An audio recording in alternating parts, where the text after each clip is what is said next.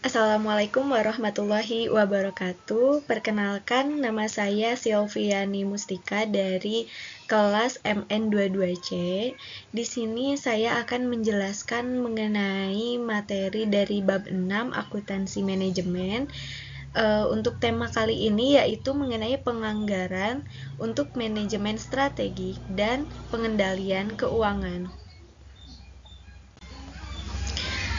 Kita dari kelompok 3, perkenalkan untuk anggotanya itu ada 3 anggota. Yang pertama dengan saya sendiri, Silviani Mustika, dengan NIM 20200080038, dan yang kedua itu ada Suci Salsabila R, dengan NIM 20220080016, dan Syifa Ulia Apriyana dengan NIM 20220080436. Di sini saya akan menjelaskan mengenai pendahuluan terlebih dahulu, yaitu pencapaian keberhasilan dan kinerja yang baik. Suatu perusahaan tidak dapat dicapai dengan cepat atau instan, dan dalam waktu yang sekejap. Banyak pasang surut dan proses yang tidak mudah dalam mencapai kesuksesan suatu bisnis atau usaha. Contoh perusahaan yang mengalami pasang surut dalam menjalankan usahanya. Itu ada 3 contoh perusahaan. Yang pertama itu ada Japan Airlines atau JAL.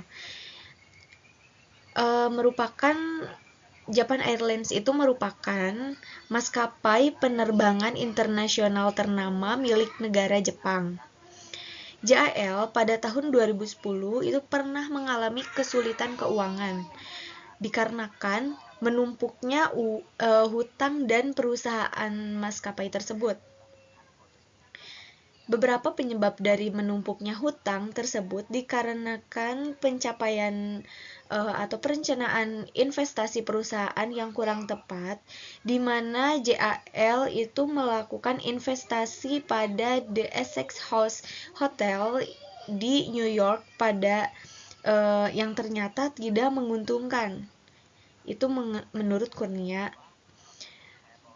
Akibat dari ketidaktepatan perencanaan investasi tersebut, maka JAL terpaksa melakukan pengurangan pegawai sebanyak 15.661.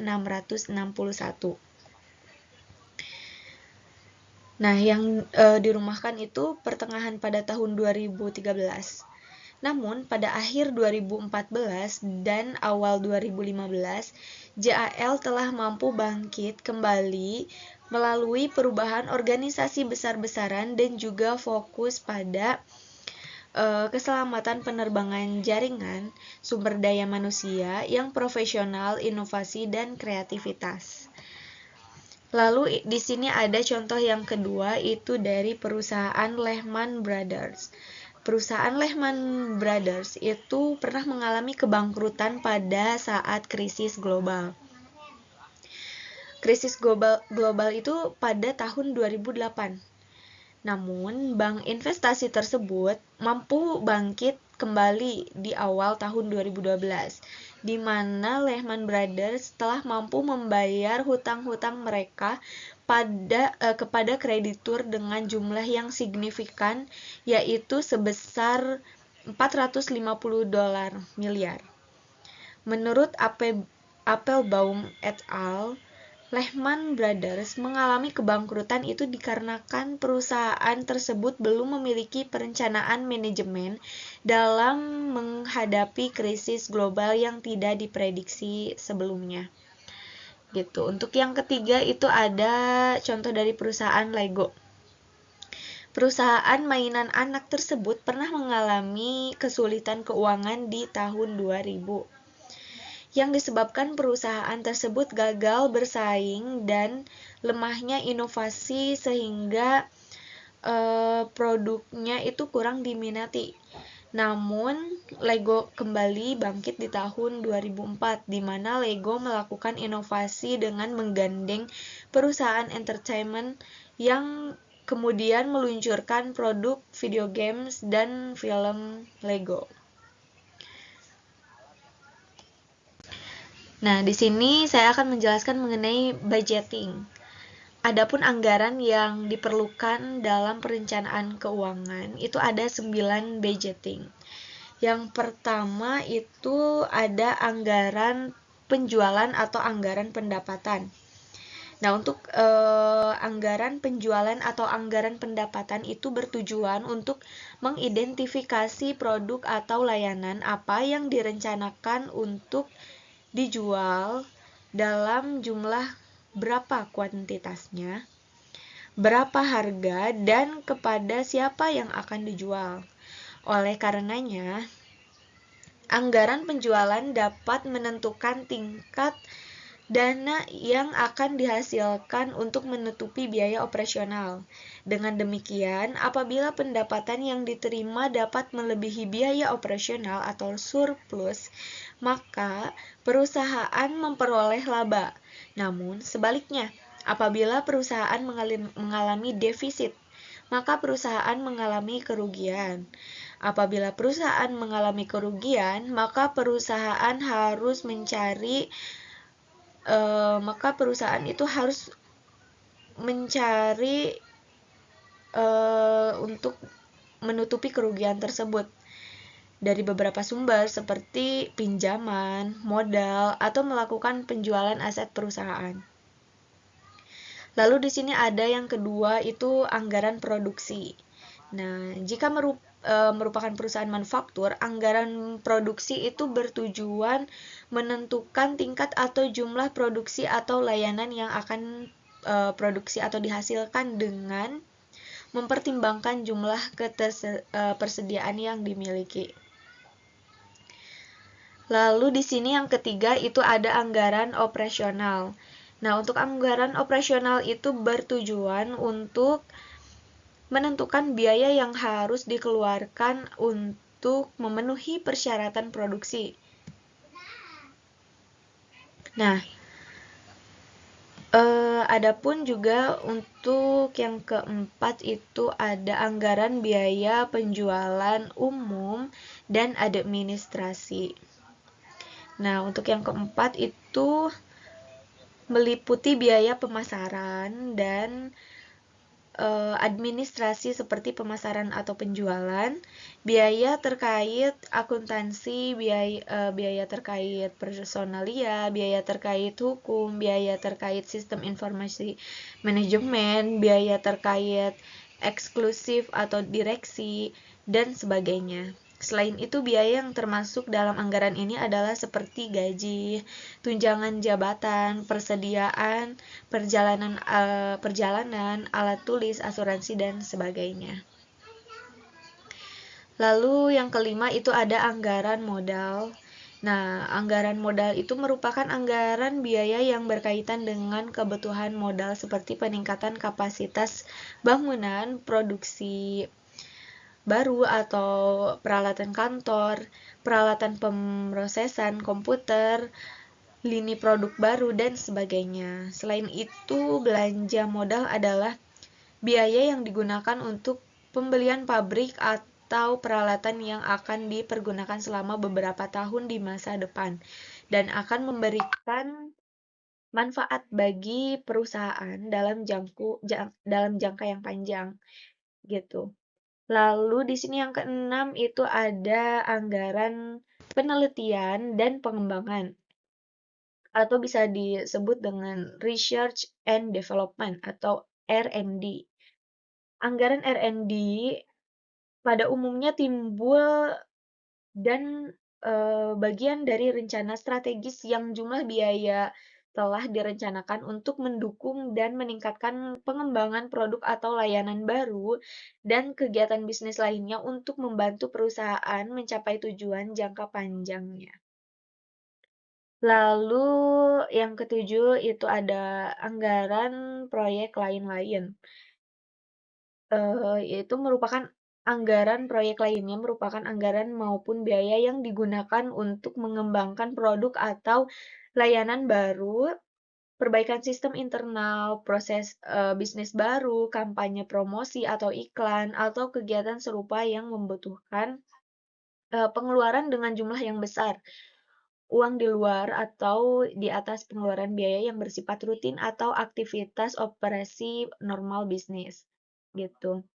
Lalu selanjutnya yang ke-8 itu ada anggaran kas.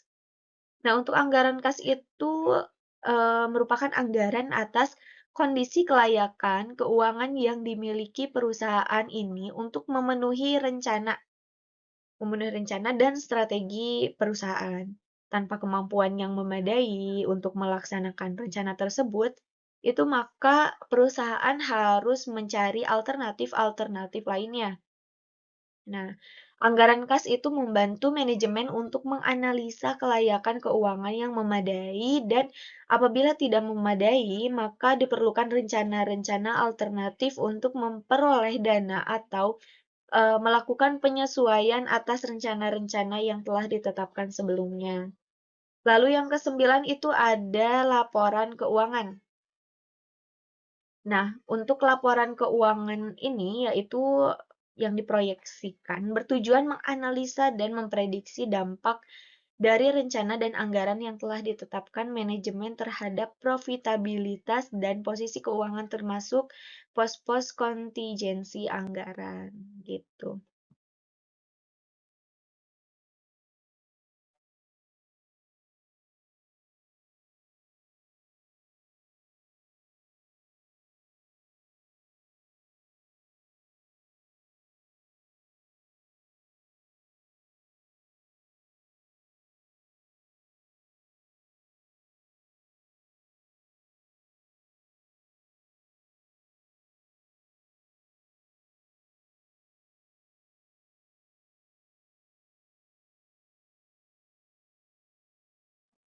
Assalamualaikum warahmatullahi wabarakatuh. Perkenalkan, nama saya Suci Salsabila Ramadan dengan NIM 202200008016. Di sini saya akan melanjutkan penjelasannya, yaitu eksistensi dari perencanaan keuangan pada suatu perusahaan adalah salah satu alat manajemen yang dirancang untuk pengambilan keputusan dan evaluasi dari rencana strategis dalam bentuk keuangan indikator tertentu. Di sini ada budgeting, strategis manajemen, dan financial controlling. Yaitu ada dua, manajemen strategik dan penganggaran adalah kegiatan yang berbeda tetapi saling berkaitan. Yang kedua yaitu peran manajemen strategik dan penganggaran memiliki perbedaan.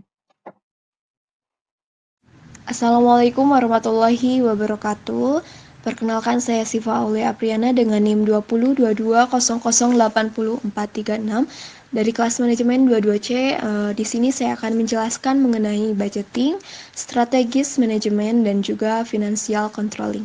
Nah, manajemen strategik dan penganggaran adalah kegiatan yang berbeda tetapi saling berkaitan. Yang pertama ada penganggaran. Penganggaran ini adalah proses mengalokasikan sumber daya keuangan suatu perusahaan atau organisasi yang selanjutnya diturunkan ke seluruh unit kerja maupun organisasi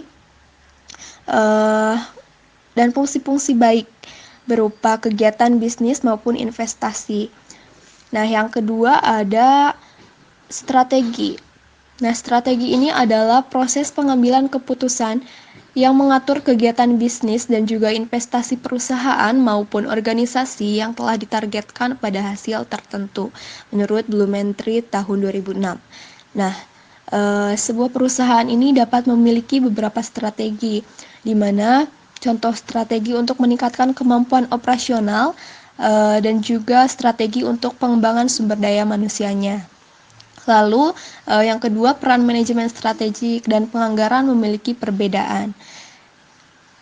Manajemen strategik ini dirancang untuk menetapkan tindakan perusahaan, mengidentifikasi strategi yang akan digunakan untuk bersaing di pasar, dan bagaimana mengatur serta mengukur kegiatan internalnya menurut Widuri dan juga Sutanto tahun 2019. Nah, penganggaran di sisi lain ini digunakan untuk mengalokasikan sumber daya keuangan perusahaan yang tersedia secara efisien dan untuk memantau kinerja manajer dan karyawan. Nah, jadi dengan demikian penggunaan yang tepat dari alat-alat ini bergantung pada pengembangan strategi dan sebelum keputusan penganggaran. Anggaran yang efektif ini tidak dapat disusun kecuali perusahaan telah membuat keputusan dari inisiatif dan juga strateginya, menurut Sastry dan David S. Todd tahun 2008.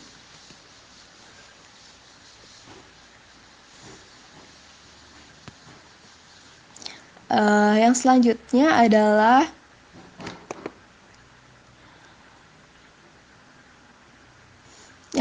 adalah keputusan strategis ini dibagi menjadi 3 jenis. Yang pertama ada keputusan untuk mempertahankan dan juga meningkatkan aktivitas bisnis yang berkelanjutan.